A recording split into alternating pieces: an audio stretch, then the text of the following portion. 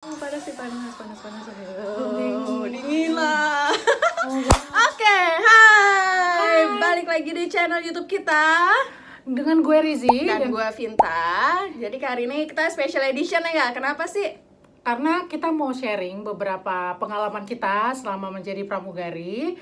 Nah, jadi nanti ini akan diputar di 2 YouTube channel. Jadi YouTube channel gue, Rizzy Khairuni Yulianda. Jangan lupa di subscribe, dan channel YouTube gue, Vinta Ayu Wijaya. Jangan lupa di subscribe, like, dan komen. Karena itu sebuah support untuk kita untuk tetap bersharing kan? Dan membuat konten-konten berikutnya gitu. Oke, jadi kita hari ini tuh mau ngapain sih? Mau bahas apa nih? Nah, jadi kan banyak banget tuh yang nanya dan penasaran kan, Vin, mengenai kayak gimana sih kehidupan pramugari itu gitu kan. Dan gak usah disebutin ya maskapainya nggak usah, skip aja. Skip aja at all, karena supaya kita tuh biar lebih terbuka gitu ya untuk betul. ngomongnya. Karena kalau misalnya kita bawa company itu agak lebih sulit gitu ya. Maksudnya kita nggak akan mengejat satu company bla bla bla bla gitu, karena itu kan lebih individual ya yang kita alamin. Kita gambaran umumnya aja lah ya, pokoknya kehidupan sebagai flight attendant itu seperti apa sih? Karena kan kebanyakan orang tahu itu kita itu kan enak-enak aja ya, jalan-jalan terus abis itu belanja-belanja atau foto-foto,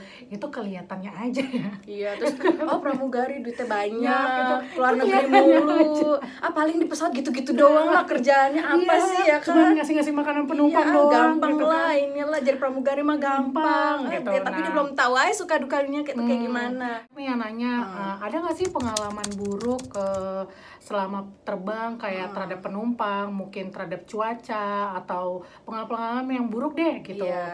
Pasti ada ya, Vin? Pasti ada banget, gak mungkin lah. Selama ini mulus aja nggak semuanya itu indah-indah aja kelihatannya di luar, tapi itu pasti ada pengalaman buruk, ada juga pengalaman baiknya juga pastinya. Nah, sekarang kita tuh mau ngebahas apa sih pengalaman buruk dan pengalaman baiknya sebagai flight attendant. Langsung aja, poin yang pertama, pengalaman Vinta. Tadi dulu, kita mau ngebahas baik dulu apa buruk dulu nih? Yang mending yang buruk dulu kali ya. Yang jadi buruk dulu, biar yang indahnya belakangan. Oke, gue setuju. Oke. Pengalaman buruk ya dari versi gue, yaitu yang terburuk gitu, yang paling buruk yang sampai sekarang ini kayak lu masih terngiang-ngiang gitu ya. Oke, gue jadi waktu itu kalau untuk masalah cuaca nih, gue tuh pernah ngalamin weather yang ya cukup agak menyeramkan gitu loh. Jadi selama 1 jam gue terbang ya, waktu itu ke luar negeri lah ceritanya, gue usah sebutkan kemana. Itu tahu dong sebutin kemana. Oke, gue sebutin. Jadi waktu itu ke Incheon, ke Korea. Penerbangan pokoknya itu dari tengah-tengah penerbangan lah, mungkin sekitar jam ke-2 ke-3 penerbangan.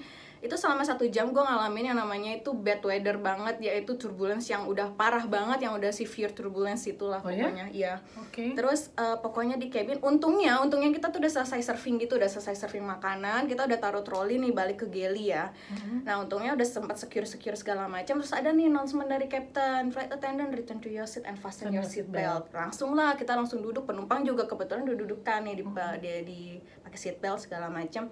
Nggak lama kemudian langsung bumping selama 1 jam tuh kayak nggak berhenti sampai kayak penumpang tuh udah pada ngejerit-jerit, udah pada nangis, udah pada pegangan tangan. Gue ngeliat, gue merinding ceritanya tuh merinding. Terus kayak penumpang tuh pada pegangan tangan gitu kan di cabin, gue ngeliat. Terus yang kita juga di belakang, kita yang ya berusaha untuk tetap tenang, tapi ya gak bisa ngebohongin diri sendiri lah. Kita juga yang pada saut-sautan, ada yang Allahu Akbar, ada yang Tuhan Yesus kayak ya udah saut-sautan terus kayak gitu. Anjir, itu tuh kayak kita udah duduk, udah kenceng, udah pakai seat belt, tapi tetep tuh sampai kayak 5 jengkal jari kayak gini masih tetep kayak gitu. Itu saking parahnya banget. Kita sampai kayak anjir nih kapan berhenti, ya Allah nih kapan berhenti, udah kayak mikir yang kayak anjir jangan gue mati nih, gue mati yang kayak gitu.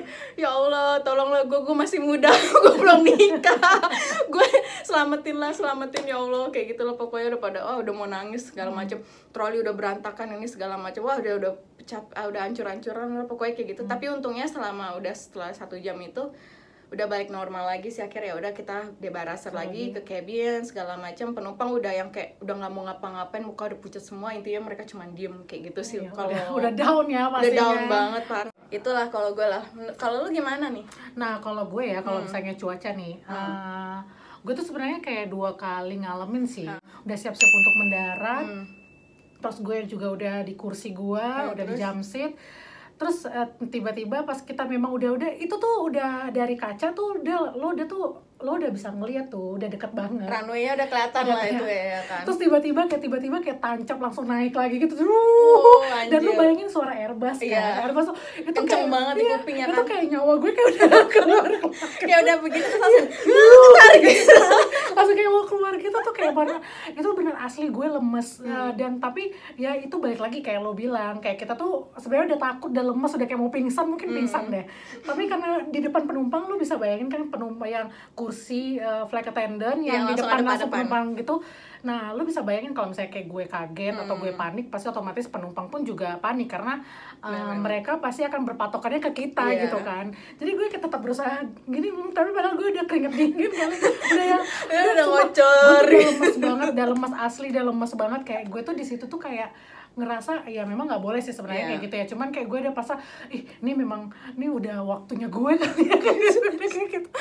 Dan gue tuh sempat mikir kayak aduh singkat banget hidup gue karena kan kita pernah sering dengar yang gagal take off atau apa gitu ya, jadi kayak serem aja. Dan ini merupakan pengalaman pertama lu ngerasain kayak gini yang selama ini kita cuma dapat materi di kelas, teori doang, terus kayak sekarang real gitu loh, gue ngerasain langsung yang gue langsung remind gitu apa yang gue dapat di kelas tuh kayak langsung remind. Nah tetap aja, tapi bener sih dibilang orang ya, walaupun misalnya lu mau belajar di kelas mau gimana pun lu review berulang-ulang, tapi pada saat memang kondisi seperti itu nggak teori itu kayak cuman hanya mungkin 50% atau 30% tuh ya terjadi yang bisa diingat gitu ya.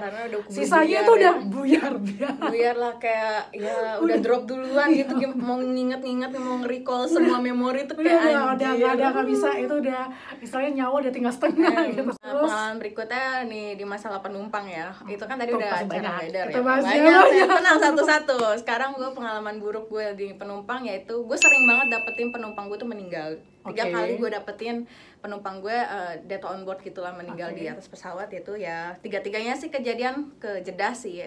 Pasti, ada yang satu yang 2 pertama mereka mau umroh, yang terakhir ini mau naik haji. Oh iya, naik haji. Pas penerbangan haji gitulah. Jadi yang intinya yang pertama gue kaget nih ya, biasa habis surfing lagi tiba-tiba gue ditarik sama si ketua jamaahnya, mbak penumpang saya pingsan, kata dia kan kayak gitu. Masa pak? Ya udah gue langsung tinggalin tuh semuanya ya kan, gue datangin, gue cek tuh kok ibunya cuma tertunduk gitu doang, dia udah kelar makan, udah kelar minum, minuman udah habis. Terus ibunya yang sebelah bilang, iya mbak kayaknya pingsan deh mbak, coba dibangunin. Ya udah gue bangunin, ini kok tangannya dingin, terus udah lemes gitu kan. Terus gue cek coba nadinya di sini. Terus gue nggak dengerin nggak berasa gitu loh denyut nadinya. Apa gue yang bego, gue nggak bisa ngecek nadi, gue mikir kayak gitu kan. Terus kayak anjir, gue udah mulai panik tuh di situ. Gue dengerin tuh langsung ke dadanya, gue tempelin kuping gue, kok nggak kedengeran juga. Sumpah ini gue yang lagi bolot apa gimana, gue nggak paham. Gue panggil lah akhirnya senior gue kan, mas tolongin, aku bilang kan kayak begitu. Kok feeling aku nggak enak ya, ternyata tangannya udah dingin, terus aku nggak berasa nadinya sama sekali. Terus akhirnya langsung tuh announce dokter kan, nyari dokter. Akhirnya direbahin, di CPR segala macam. Ternyata kata dokternya si ibunya udah lewat lama, meninggal. Ya mungkin udah berapa menit yang lalu lah. Habis itu dokternya titip pesan kayak gini, mbak tolong dijagain si almarhumahnya. Siapa tahu saya takutnya nih mati suri, kata dia. Kayak waduh, PR juga nih ya gue, tiba-tiba hidup lagi gitu ya. Berapa lama dok saya mesti jagain ibu ini? Sampai landing mbak, ditengokin sejam sekali, dibuka. Oke. Nah yang lain nggak ada yang berani tuh saat itu ya, karena gue yang menanganinya langsung. Jadi ya udahlah, gue udah nggak takut sama sekali. Jadi ya udah, setiap 1 jam sekali gue cek, gue buka, gue ini selimutnya segala macam lah. Pokoknya prosedur yang menangani orang meninggal pokoknya udah kita lakukan semuanya.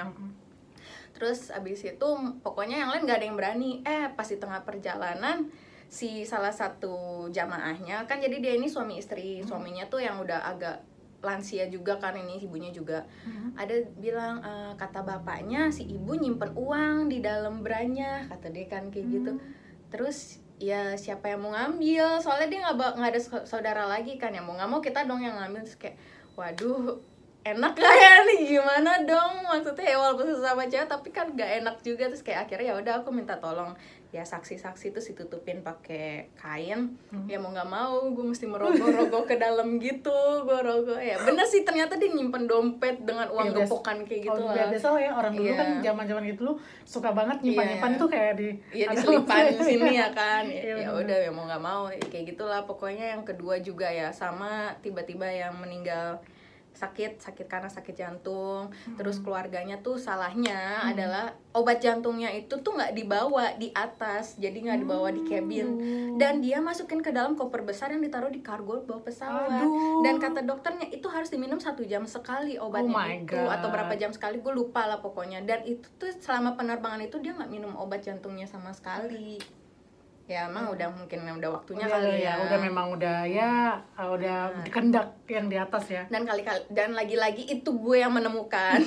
Ya Allah, ya gue nggak paham lah. Pokoknya ya pengalaman buruk gue masalah penumpang meninggal sih itu. Lu pernah nggak?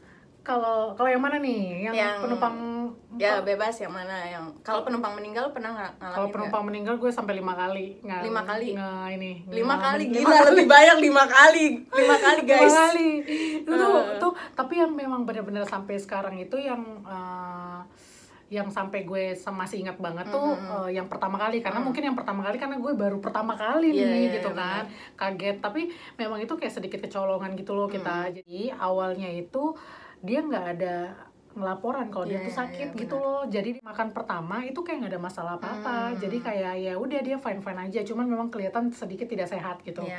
Terus pada saat gue tanya nih sama ibu ini gitu kan, gue tanya bapaknya kenapa gitu, misalnya bapak sakit nggak, tapi ibu tuh nggak mengakuin kalau dia tuh sakit. Nggak, mbak fine aja kok mbak, gini nggak ada, sehat, cuman kecapean doang. Oh ya udah, tapi memang kita tetap melakukan prosedur untuk melakukan kayak cek penumpang masih apa. Dan kita surfing yang kedua, itu tuh pas gue cek tuh bapak tuh masih ada gitu, misalnya kayak everything masih, walaupun tidur tapi kayak masih bernafas. Nah pada saat surfing nih, gue ngeliat kalau bapak tuh nunduk aja gitu. Nah gue nanya lagi sama ibu tapi agak tegas nih, bu si bapak kenapa sih kok diam aja gitu, bapak nggak makan gitu kan. Nah si ibu tuh kayak menutupin sesuatu gitu loh, Vin. Nggak apa-apa kok mbak, nggak apa-apa gitu kan. Tapi karena gue nggak percaya, terus gue langsung pegang tangan bapak itu, dan itu dingin, totally dingin. Dan kayak lo langsung shock gitu dong, kaget. Iya, gue kaget dong, karena istilahnya itu karya gue udah dingin, dan tiba-tiba yang istilahnya nggak ada laporan apa-apa gitu kan, tiba-tiba gue ngedapatin udah dingin aja nih gitu kan. Nah terus begitu gue tanya, dan gue agak sedikit ngebentak sih sama ibu itu, karena misalnya gue kaget kali refleks kan. Gue bilang, bu ini bapak kenapa? Terus si ibu tuh tiba-tiba nangis doang dong guys. Jadi kayak selama ini gue ditipu gitu sama ibu itu. Jadi mungkin gini kali ya, menurut gue penumpang itu kayak kadang-kadang dia nggak mengerti, dia takut. Tapi kalau misalnya di pesawat, better apapun yang terjadi itu kasih tahu pramugarinya. Jadi kita bisa jujur ya, walaupun misalnya sakit apapun segala macam, istilahnya bisa dibantu, setidaknya bisa dibantu atau diusahakan gitu kan. Walaupun mungkin kalau misalnya ajal udah beda ya cerita ya, mungkin ya udah namanya ajal, tapi setidaknya kita kayak do something gitu. Kalau gue tuh, gue tuh berbekas itu karena gue teringat banget, karena gue ngerasa kayak gue nggak bisa do something nih gitu. Karena kalau misalnya mungkin ibu itu ngaku bapaknya sakit apa segala macam, setidaknya kita bisa manggil dokter dulu apa segala macam. Benar-benar yang satu nih yang sampai sekarang nih gue berbekas banget sama tingkah penumpang nih. Apa nih? Aduh, tuh memang sebenarnya ini ya, gue bukan underestimate penumpang kita, ya misalnya penumpang khususnya siapapun itu, gue nggak istilahnya nggak rasis nggak apa segala macam. Cuman kebanyakan nih penumpang yang cukup tidak menghargai pramugari adalah penumpang lokal kita nih. Kalau misalnya kalau penumpang luar negeri tuh asing bule itu kayak lebih nice sih sama kita, karena mereka tahu kalau pekerjaan utama kita tuh bukan surfing gitu loh. Itu kayak second job kita doang. Karena kalau mereka tahu kalau misalnya kita tuh sebenarnya bertanggung jawab sama safety kita sebenarnya, safety-nya penumpang. Nah, jadi itu ada bapak, ibu, anaknya 2, jadi sekeluarga nih. Jadi duduk di emergency exit, itu nomor 31. Nah, bapak sama ibunya di 31HJ. Gue sampai hafal, masih ingat, ini masih kebayang. Anaknya 1 cewek 1 cowok. Gue sampai hafal ini, padahal gue ngalaminnya itu 5 tahun yang lalu, tapi gue masih hafal. Masih berbekas banget nih di pikiran tuh, masih tertanam gitu. Satu keahlian pramugari ya, Vin.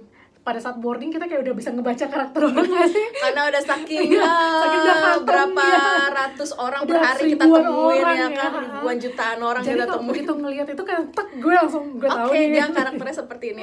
Oke. Kayak gitu. Terus gue masih baik gitu, dan gue masih nanya misalnya makan apa, pas lagi surfing ya kayak nggak ada masalah apa sih sebenarnya. Ya udah jalan aja. Nah setelah penumpang selesai makan kan kita harus kita panggil tuh debaraser tuh kayak ngangkat clear up lah gitu, clear up yang makan piring-piringnya gitu kayak gitu. Nah ternyata pada saat di keluarga itu lagi ini tray kayak di kondangan, Vin. Oke, ditaruh di bawah. Iya, kalau di bawah kursi. Kalau misalnya kita berikan di atas meja, terus kita ngambil di atas meja gitu loh guys. Jadi maksudnya kenapa harus dibawa tuh kayak kita tuh diperlakukan tidak baik lah. Kita merasa kayak nggak sopan lah, karena kan pasti kan kita mikirnya gue ngasih di atas meja kenapa harus taruh di bawah sih gitu kan. Kita kan mesti ngambil yang kadang di bawah jongkok kakinya, di bawah kaki gitu kan. Dan kadang-kadang tuh kan ya itu yang kadang-kadang pramugari tuh sebel di situ gitu kan. Nah gue dengan baik nih Vin, gue tanya gue minta sama ibu tuh, permisi ibu, boleh nggak piringnya minta tolong piringnya diambil. Terus dengan sedihnya gue Vin, dia cuma nunjuk pakai kaki nih. Gitu. Oh my god. Gitu. Terus ya ini ambil. Sakitnya hati ini. Terus kayak gue kan tuh kayak bego, kayak kaget. Serius gue kayak kaget gitu, kayak iya ibu boleh diambil. Iya ini ambil.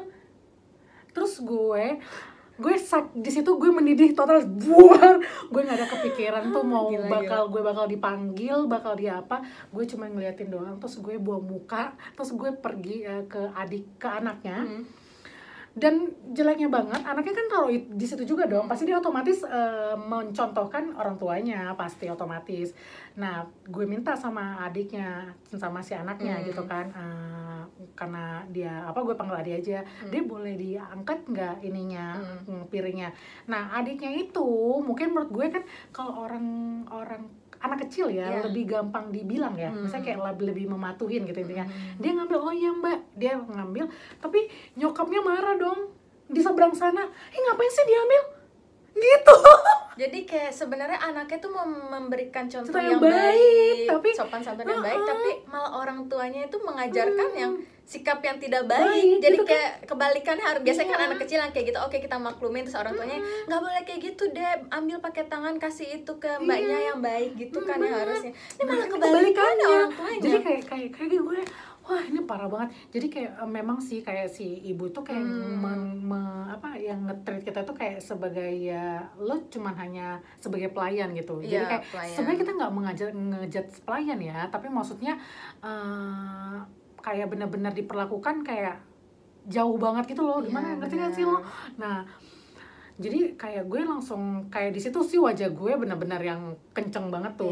Gue nggak bisa membohongin lah ya. Gue nggak bisa membohongin. Terus gue kayak yang bilang, Bu, ya alangkah baiknya kalau misalnya saya berikan di atas meja, alangkah baiknya memang dibalikin di atas meja gitu, karena itu mempermudah pekerjaan saya. Terus dia cuman bohong gini aja. Terus kayak mungkin suaminya juga malu. Terus habis itu udah mah. Sabar mah, nggak boleh begitu mah. Ambil aja mah. Terakhirnya tuh mungkin ya suaminya udah malu banget. Jadi suaminya dong yang ngambil piringnya. Kayak yang oh my god, kayak itu kayak bini gue begini banget. Oh my god. Dan satu lagi nih Vin, ada juga nih ke Singapura juga guys, ke Singapura. Jadi pulang dari Singapura ya wajar ya kalau misalnya orang pulang ke Singapura tuh kan pasti biasanya beli tas branded ya, LV dan lain-lain gitu ya. Nah terus ada nih mungkin kalau gue bilang ibu-ibu memang cukup muda kali ya, ibu-ibu ya umur 32, 35, 30-an lah ya gitu. Nah terus habis itu dia nenteng LV nih, tas LV. Oke, bukan nenteng tasnya tapi nenteng si bungkusan LV, paper bagnya si LV gitu. Berarti it means dia kayak baru belanja di airport kali ya. Nah terus habis itu dia tiba-tiba gini, nih mbak, ngasih gue, nyuruh gue masukin ke luggage bin.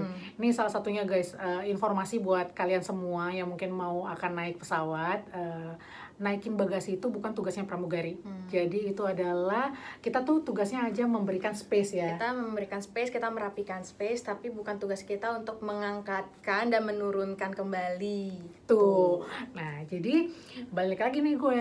Jadi langsung nunjukin gini, "Nih Mbak, tolong." Padahal tuh menurut gue ya, kalau misalnya pun susah atau berat, atau kalau misalnya kayak koper, jangan minta pramugarinya, tapi minta tolong. Minta tolong tuh it means bukan totally pramugarinya semua yang ngangkat, tapi misalnya kita bareng-bareng nih, kita berdua. Tapi ada beberapa kondisi yang mungkin akan kita full kita tolongi. Kayak misalnya nenek-nenek, lansia, atau orang sakit, atau dia nggak nyampe untuk ke luggage bin-nya gitu. Itu pun juga kita pasti akan minta tolong rekan kita juga bareng-bareng gitu kan. Nah, terus ini kan sedangkan paper bag dan itu pasti akan sangat ringan gitu ya. Dan tiba-tiba ya udah gue karena mikirnya ringan juga, ya udah gue nggak ada mikir ini bukan tugas gue karena menurut gue mampu, ya udahlah gue langsung aja. Tapi pada saat gue nerima nih paper bag, "Mbak hati-hati ya, soalnya itu mahal, Mbak nggak akan bisa beli." Oke. Fine. Oh my god. Maksudnya sorry to say, beli itu kayak krek. Maksudnya kayak kita bukannya sombong ya, Vin. Maksudnya kayak dalam sekali kita gajian itu kayak bisa 2 LV. Anjay. Dulu Jizu. Maksudnya kayak yang gimana ya, kayak misalnya ya bukan kita nggak bisa beli juga gitu loh. Jadi maksudnya jangan nge-judge orang begitu gitu. Underestimate. Tapi karena gue lagi kesel nih Vin, gue langsung digituin. Dan itu lo bayangin itu Singapura 4 landing, dan itu landing ke terakhir. Oke, bayangin kayak mana gue udah capek mendidih gitu kan, udah capek, terus udah ngebul otak, udah lelap, badan udah mau rontok semua gitu. Tiba-tiba lu nemuin penumpang yang begitu kayak wah senggol bacok nih. Gue refleks di situ, langsung gue bilang gini, "Maaf Bu, kalau Ibu bilang saya nggak mampu beli ini, detik ini juga saya 5 LV saya bisa beli Bu." Walaupun sebenarnya Sultan. Sebenarnya gue nggak mampu. Sultan. Maksudnya LV yang di Mangga 2 gitu. Gue nggak mampu beli LV yang original. Bisa beli 5, nabung dulu berapa bulan ya kan? Berapa bulan ya? Baru. Itu sih yang benar-benar yang kayak sampai sekarang tuh gue hafal. Padahal itu tahun pertama gue masuk ke sana jadi flight attendant. Dan sedangkan ini udah tahun ke-8 ya. Berarti istilahnya udah 7 tahun gue ngalamin dan gue masih ingat persis. Iya benar. Ya karena gini ya, kebanyakan yang gue alamin tuh banyak karena kadang-kadang mindsetnya orang-orang kita khususnya kayak masih menganggap pramugari itu hanya sebagai pelayan yang cuma hanya serving karena disuruh-suruh diinjak-injak gitu, yang harus menuruti semua maunya kita sebagai penumpang. Ya emang sih penumpang itu adalah raja gitu. Kita harus, tapi kan ibaratnya pesawat itu kan rumahnya kita nih. Penumpang itu kan tamunya kita. Jadi kita kayak do the best gitu loh sama penumpang. Kita kan yang serve, kita memang serve mereka, kita melayani keselamatannya, kenyamanannya, kita yang menyajikan ini itu. Tapi alangkah baiknya sebagai tamu ya menghargai gitu loh tuan rumahnya. Itu maksudnya. Nah, jadi tuh kadang-kadang ya salah kayak pemikiran ya, karena mungkin mereka ngelihatnya memang ya amit-amit. Sebenarnya kita memang berharapnya kita cuma hanya melakukan surfing, nggak ada yang mengenai safety ya. Maksudnya terjadi hal-hal yang buruk gitu kan. Kita pasti yang pengennya yang normal prosedur aja gitu kan. Tapi memang sebenarnya kalau kita balik lagi nih, kita ngulas pekerjaan pramugari itu jobnya apa sih sebenarnya? Itu kita nyelamatin penumpang gitu loh. Kita itu bertanggung jawab untuk keselamatan penumpang. Itu nomor satu banget. Apabila terjadi apa-apa, jadi pramugari itu nggak boleh lari kabur gitu. Nggak boleh. Kita kadang-kadang juga sebel ya, Vin, kalau misalnya pada saat mungkin kita ada menegur penumpang untuk matiin handphone atau apa, itu pasti ada alasannya. Apapun yang dilarang sama pramugari pada saat di pesawat pasti ada alasannya gitu. Kita nggak akan semena-mena. Sebenarnya kalau kita nggak perlu menegur penumpang juga kita males ya, karena dijutekin pastinya. Jadi kayak pasti kita nggak akan mau gitu. Jadi kayaknya untuk poin selanjutnya kita akan lanjut di part yang kedua, yaitu kita akan ngebahas masalah pengalaman terbaik saat terbang. See you di part yang kedua. Bye.